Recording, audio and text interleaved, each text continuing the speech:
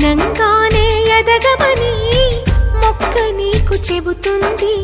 ఎదిగిన కొద్దీ ఒదగమని అర్థమందులో ఉంది.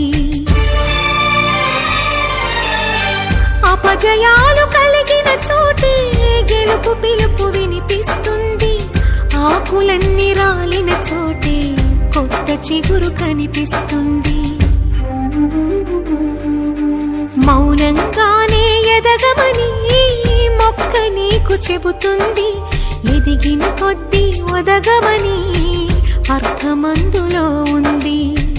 అపజయాలు కలిగిన చోటే గెలుపు పిలుపు వినిపిస్తుంది. ఆకులన్నీ రాలిన చోటే కొత్త చిగురు కనిపిస్తుంది.